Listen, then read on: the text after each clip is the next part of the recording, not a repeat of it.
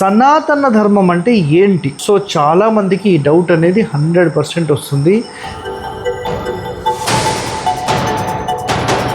విదేశస్తులేమో అంత అభివృద్ధి చెందారు, వాళ్ళేమన్నా పాటిస్తున్నారా అని మాట్లాడే మూర్ఖులకు నేను ఈ యొక్క జవాబు అనేది చెప్పదలుచుకున్నాను. మీ ఇంటికి ఏదైనా దిష్టి దోషం ఉన్నా కూడా బూడిది గుమ్మడికాయతో కొట్టడం 100 మేకల బలితో అది సమానం.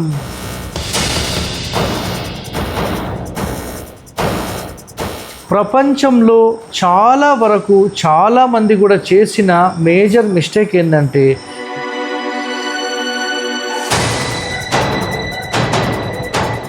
ప్రపంచ దేశాల్లో మన భారతదేశం యొక్క గొప్పతనం ఉన్న ఎన్నో పుస్తకాలు, గ్రంథాలు విదేశస్తులు ఎందుకు తస్కరించుకొని తీసుకొని పోయారు?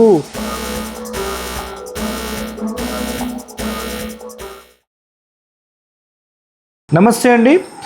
సనాతన ధర్మంలో నిజంగా ఎన్నో అంశాలు దాగి ఉన్నాయి. అలాంటి అంశాలలో కొన్ని వాస్తుపరంగా ఉంటాయి, కొన్ని ఇంటికి సంబంధించిన ధర్మాలు ఉంటాయి, కొన్ని మనం పాటించే ధర్మాలు ఉంటాయి. మరి నిజంగా సనాతన ధర్మం అంటే ఏంటి? సో చాలామందికి ఈ డౌట్ అనేది 100% వస్తుంది.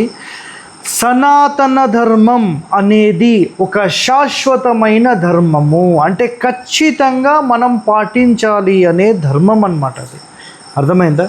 అది ఇంటి వాస్తులో అనుకోండి, మన ఇంటికి సంబంధించిన దాంట్లో అనుకోండి, డైలీ చేసే పూజలు అనుకోండి. సో ప్రతి దాంట్లో ఖచ్చితంగా పాటించాల్సిన కొన్ని నియమాలను మనకి సనాతన ధర్మంలో చెప్పబడ్డాయి. సో ఒక పుస్తకం ఉందండి, సనాతన ధర్మ అని. సో ఈ సనాతన ధర్మం యొక్క బుక్ అనేది మనకు బనారస్ యూనివర్సిటీలో ఉండేది. సో మరి ప్రస్తుతం బనారస్ యూనివర్సిటీలో ఉన్నదాన్ని 1916లో ఇది ఉండేది. సో దాన్ని కంప్లీట్ డెస్ట్రాయ్ చేసేసారు. మరి మన భారతీయులు విదేశస్తులేమో అంత అభివృద్ధి చెందారు, వాళ్ళేమన్నా పాటిస్తున్నారా అని మాట్లాడే మూర్ఖులకు నేను ఈ యొక్క జవాబు అనేది చెప్పదలుచుకున్నాను. ఈ భారతదేశంలో ఉన్నదాన్ని డెస్ట్రాయ్ చేసేసి ఒక కాపీ మాత్రమే తీసుకొని దానిని కాలిఫోర్నియా లైబ్రరీలో యూనివర్సిటీలో పెట్టడం జరిగింది. అలాంటి కాపీని PDF రూపంలో చేసి అక్కడ కాపీని మళ్ళీ మన భారతీయులకు అందించే క్రమంలో ఎవరో ఒక ప్రయత్నం చేసి మనకు ఆన్లైన్లో అప్లోడ్ చేశారు. ఆ బుక్ మీకు చూడాలనుందా? ఒక్కసారి చూడండి ఒకసారి ఆ బుక్. సో ఇది సనాతన ధర్మ బుక్ అండి. సో మరి ఇది కావాలా? మీరు ఒక్కసారి ఈ బుక్ గురించి ఆన్లైన్లో సెర్చ్ చేయండి, మీకు దొరికిపోతుంది. సో దొరికిపోయిన తర్వాత మీరు ఆటోమేటిక్గా ఏం చేయండి అంటే ఈ బుక్ని మొత్తం స్టడీ చేయండి. ఇందులో ఎన్నో రహస్యాలు దాగి ఉన్నాయి. సో ఎవరికైనా బుక్ దొరకలేదనుకోండి, సింపుల్గా శ్రీధర్ గారి నెంబర్కి సనాతన ధర్మ బుక్ కావాలి అని చెప్పి చిన్న మెసేజ్ పెడితే డైరెక్ట్గానే పంపిస్తారు. 9000686338. ఇది గుర్తుపెట్టుకోండి. అయితే ఇక్కడ ఒకటేనండి, కేవలం వాస్తు పాటిస్తే ఆటోమేటిక్గా మనం డెవలప్మెంట్ అవుతామా? అది రాంగ్ అండి.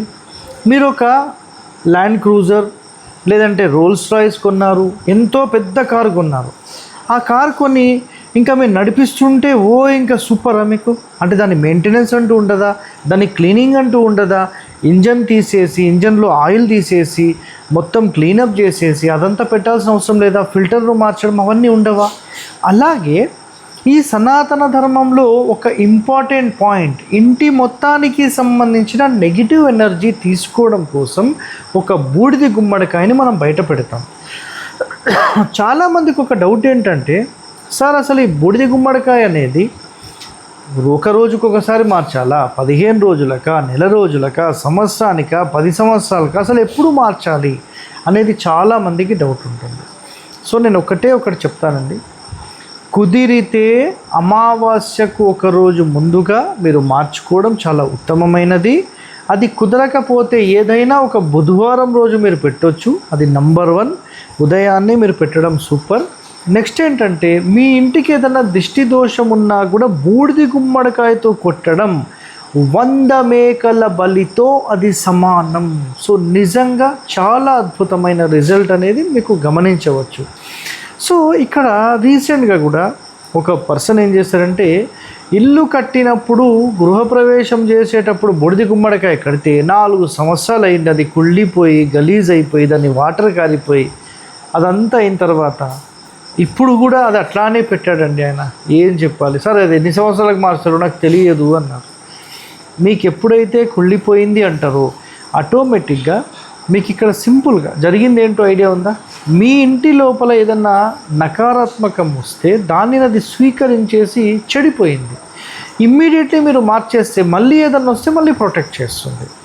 ఈ క్రమంలో మనకు అది ఉపయోగం అనేది పడుతుందన్నమాట. అలాగే మన ఇంటికి గుమ్మానికి పెట్టే పసుపు విషయంలో కానీ, లేదంటే ఇంటి మొత్తంలో ఇంతకుముందు ఆవు పేడ చిలకరించేవాళ్ళు.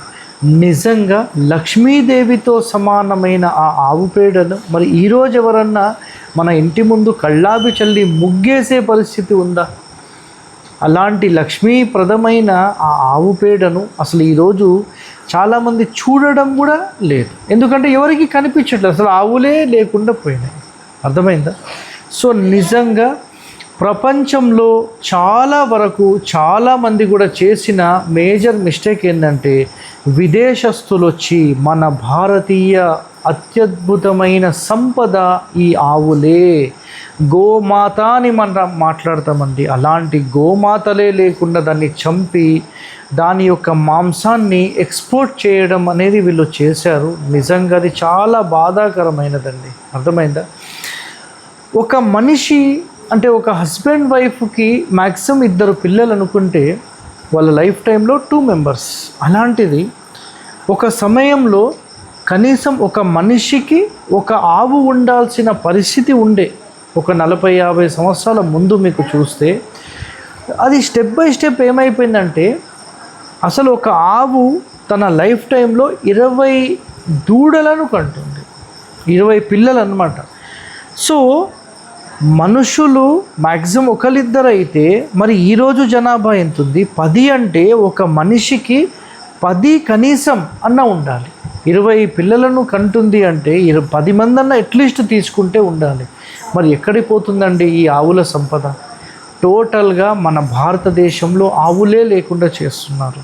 మరి అమెరికాలో వాస్తు పాటిస్తున్నారా, విదేశస్తులు పాటిస్తున్నారా అని మాట్లాడి మూర్ఖులకు నేను ఒక ప్రశ్న వేస్తున్నాను. ప్రపంచ దేశాల్లో మన భారతదేశం యొక్క గొప్పతనం ఉన్న ఎన్నో పుస్తకాలు, గ్రంథాలు విదేశస్తులు ఎందుకు తస్కరించుకొని తీసుకొని పోయారు? ఎన్నో రహస్యాలు కలిగిన అలాంటి పుస్తకాలు, గ్రంథాలను వాళ్ళ లైబ్రరీలో పెట్టి వాళ్ళు ఎందుకు స్టడీ చేస్తున్నారు? దీనికి సమాధానం ఎవరైనా చెప్పగలుగుతారా? మన దగ్గర లేవండి పుస్తకాలు. అర్థమైందా? మన దగ్గర లేవు, వాళ్ళు తీసుకెళ్ళి పెట్టుకుంటున్నారు. అర్థమైందా?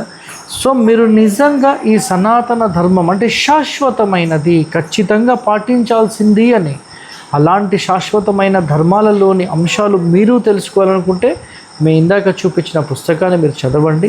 నిజంగా అది సూపర్. ఓకే, ఇంకా ఎన్నో రహస్యాలు మీరు తెలుసుకోవడానికి మన ఛానల్ వెంటనే సబ్స్క్రైబ్ చేయండి, లైక్ చేయండి, గంట బొమ్మను కూడా యాక్టివేట్ చేయండి.